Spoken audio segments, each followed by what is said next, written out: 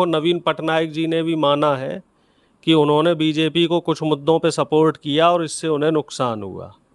तो हमारा ये मानना है कि बहन जी को इस बार मंथन करना चाहिए और जो आगामी अब जो उत्तर प्रदेश का चुनाव आएगा, अब 2 साल रह गए हैं उसमें, तो उसमें भी इनको विचार करके हमारे साथ शामिल हो जाना चाहिए। क्योंकि अब आप एक चीज़ देखो कि जनता का मूड समझो आप, जनता या तो अब बीजेपी को वोट दे रही है या वोट दे रही है इंडिया गठबंधन को।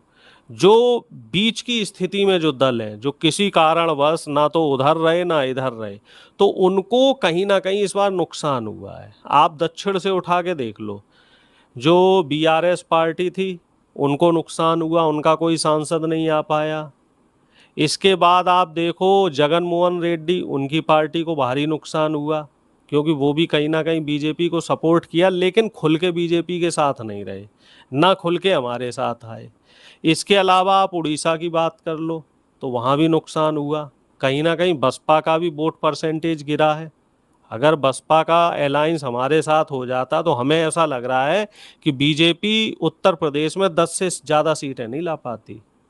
और आप देख लो अकाली दल का नुकसान हुआ, अकाली दल का भी सिर्फ 1 सीट रह गई। इसी तरीके से महबूबा मुफ्ती जी की जो पार्टी है उसका भी नुकसान हुआ साहब।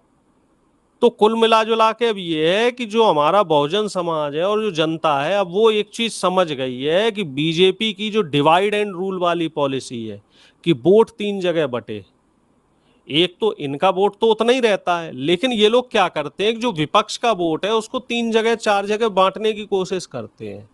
इस बार हमारी जनता ने उस साजिश को पूरी तरीके से सफल नहीं होने दिया।